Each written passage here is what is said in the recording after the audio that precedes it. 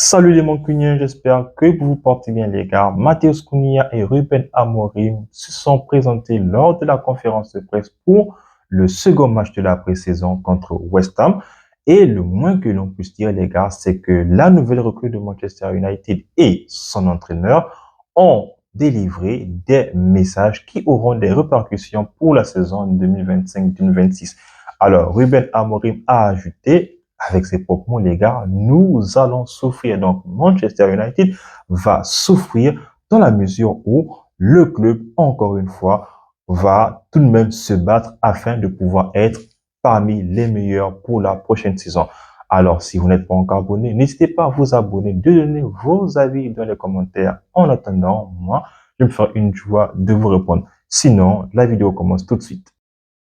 Alors les Mancuniens, sans plus tarder pour rentrer directement dans le vif du sujet, l'une des premières questions qui a été posée à Ruben Amorim était de savoir quel était son ressenti par rapport à les recrues qu'il a à sa disposition, surtout les recrues comme Matheus Cunha et Bryan Mbeumo. Sans hésiter, les gars, il a bien évidemment fait part de sa joie, de son immense plaisir de pouvoir avoir ce type de joueur-là dans Manchester United. En plus de ça, il a aussi loué le fait que ce sont des joueurs qui sont affirmés du côté de la première ligue. Donc là, il n'aura donc pas beaucoup d'indications à leur donner parce que ce sont des joueurs qui sont aussi intelligents et ce sont des joueurs qui savent manier le ballon. Donc, comme l'a si bien dit Matheus Cunha, il n'aura qu'à prendre quelques explications de comment est-ce que le coach va devoir leur faire jouer, comment est-ce qu'ils vont devoir s'employer dans les différentes tactiques, dans les différents systèmes que Ruben Amorim mettra en place. Ensuite, on a posé la question à Matheus Cunha sur le fait de comment il se sent à Manchester United, comment il a été accueilli. Déjà, pour son accueil, Manchester United l'a plus ou moins, ou du moins l'a bien accueilli. Il s'est limite, on va dire, senti comme un poisson dans l'eau. Donc, son intégration a été forcément de plus belle. Et sa réponse concernant sa venue à Manchester United, surtout le fait que ce dernier était courtisé par des clubs qui jouaient la Ligue, ou du moins qui vont jouer la Ligue des Champions lors de la prochaine saison, il a tout simplement répondu que c'est un rêve devenu réalité. Maintenant, cette réponse-là, les gars, très franchement, je me suis posé la question en écoutant la traduction, les gars. Est-ce que ce n'est pas de la communication ou bien c'est peut-être un club de rêve pour Matheus Cunha? Peut-être que lui aussi, il était comme nous en train de regarder les joueurs de Manchester lorsque c'était encore un gamin, lorsque il était là devant son écran. Donc, pour lui, c'est un rêve de jouer à Manchester United. Lorsque Ruben Amorim et lui se sont entretenus, Ruben Amorim a clairement convaincu le joueur brésilien avec le projet de pouvoir être du côté de Manchester United. En plus, Manchester United avait pour mission, selon les dires de Matheus Cunha, que à Manchester United, c'est un grand club, non seulement anglais, mais aussi c'est un club plus ou moins qui fait partie de l'histoire de l'Angleterre. C'est un club, les gars, qui a tout pour redevenir l'un des meilleurs et il donnera sa contribution afin de pouvoir mettre Manchester United sur les bons rails. Bien évidemment, c'est une réponse, je vais dire, plus ou moins satisfaisante au vu de la question qui lui a été posée. Ensuite de ça, les gars, on est revenu sur Ruben Amorim concernant les indésirables. On a aussi parlé de Marcus Rashford qui est maintenant du côté du FC Barcelone. Et ce dernier, les gars, a répondu, je pense, avec subtilité. Parce que oui, les gars, les joueurs comme Sancho, Anthony ou même encore les joueurs comme Malacia ne sont pas encore vendus. Ils sont encore du côté de Manchester United. Bah, ce qui est sûr et certain, c'est que Manchester United étant dans la position de club vendeur, les clubs ne sont clairement pas en train de se bousculer pour pouvoir s'arracher les joueurs indésirables de Manchester United. c'est peut-être une ruse que les clubs acheteurs sont en train d'utiliser, mais Ruben Amorim n'a pas peur. Ruben Amorim, bien au contraire, est plus ou moins prêt à ce que ce genre de situation arrive. Et si malheureusement aucun des joueurs indésirables là ne part de Manchester, bah, pour lui, ce sera un avantage, pour lui, ce sera un atout, tout simplement parce que Manchester United aura besoin d'un maximum de joueurs. Et ce qui est bien, c'est que parmi tous les joueurs de Manchester United, il y aura au moins 2 joueurs sur un poste. Donc, il y aura de la concurrence partout. Clairement, de la défense jusqu'en attaque. Même si, les gars, il y a des postes clés où, malheureusement, il n'y a pas encore de joueurs de référence. Parce que, oui, les gars, quand on parle des joueurs de référence, des postes de référence, on fait beaucoup plus allusion ici au poste de numéro 9 parce que cette question-là lui a été posée, bien évidemment, à Ruben Amorim. Celui-ci a répondu sur le fait que des joueurs comme Zirkzee, comme Højlund peuvent parfaitement remplir cette condition-là pour être le 9 de Manchester United. Mais aussi, l'apport de Matheus Cunha peut être un atout pour Manchester United parce que oui, il a cette faculté-là à jouer 9 afin de pouvoir lui aussi contribuer et apporter sa pierre à l'édifice à Manchester United.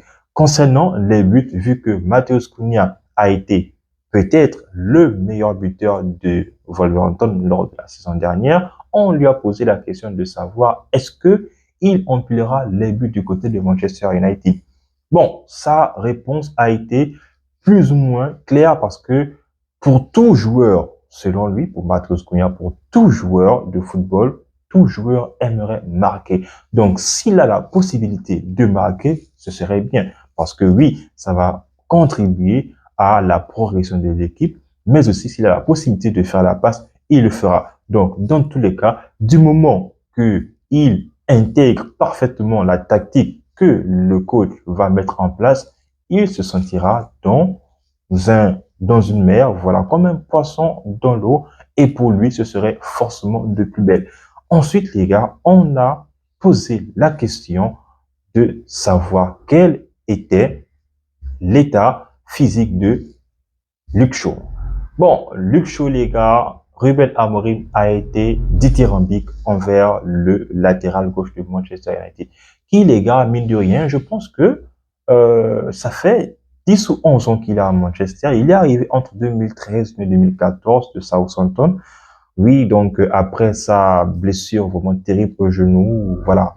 C'est vrai que Luke Shaw est revenu surtout en 2022 lorsqu'il a disputé la finale contre l'Italie. Mais voilà, donc c'est un joueur qui a été vraiment inconstant, mais le fait que malgré son inconstance, il a été titulaire lors des 2 dernières finales de Manchester, du moins de l'Angleterre, ça montre vraiment la qualité du joueur qu'est Luke Shaw. Donc, c'est par ces propos-là que Ruben Amorim a bien évidemment qualifié ce joueur parce que oui, il est sous contrat avec Manchester United jusqu'en 2028 ou 2029. Maintenant, est-ce que il continuera avec Manchester United et Ruben Amorim? Ça, nous ne le savons parce que la question n'a pas été approfondie, mais aussi, je ne pense peut-être pas que avec des blessures à répétition, même si lorsque l'on regarde les vidéos, les gars, on voit parfaitement un Luke Shaw vraiment très, très aminci et un Luke Shaw qui ressemble plus ou moins à un joueur de foot qui, voilà, paraît plutôt svelte. En plus, les gars, on a donc demandé à Ruben Amorim, maintenant que Mbeumo et Cunha sont arrivés, quel serait le poste de Bruno Fernandes? Alors, pour lui, les gars, pour son compatriote portugais, il a bien sûr, encore une fois, loué tout le mérite de notre capitaine Bruno Fernandes, tout simplement en disant que Bruno Fernandes, qui joue en 8 comme en 10, pour lui, ça reste un des meilleurs joueurs. C'est un joueur qui sait parfaitement manier le ballon. Il a cette capacité-là à pouvoir monter avec le ballon, surtout lorsque il n'est pas attaqué, lorsqu'il n'a pas de pression, bah, pour lui, c'est clairement comme si on donnait carrément une baguette magique à Manchester United. Bon, limite la baguette magique, les gars, donc c'est clairement pour extrapoler les propos de Ruben Amorim, mais c'est pour dire combien de fois Bruno Fernandes est très bon lorsqu'il est libre, lorsqu'il n'est pas attaqué. En plus, si devant il y a un 10 comme Matheus Cunha, bah, ce serait forcément quelque chose de grandissime, les gars. Franchement. Ensuite, les gars, on a posé la question à Matheus Cunha, malgré le fait que Manchester United a vécu une saison cataclysmique la saison dernière, pourquoi est-ce que il a encore une fois choisi Manchester? Lors de la précédente réponse, il a bien évidemment évoqué le fait que c'est parce que Manchester United était le club dont il rêvait. Et lorsque on a la possibilité de pouvoir réaliser son rêve de gosse, pour lui, c'était le moment, c'était le choix parfait pour Matheus Cunha. Et c'est la raison pour laquelle, d'après ses dires, il n'a clairement pas hésité à venir du côté de Manchester United.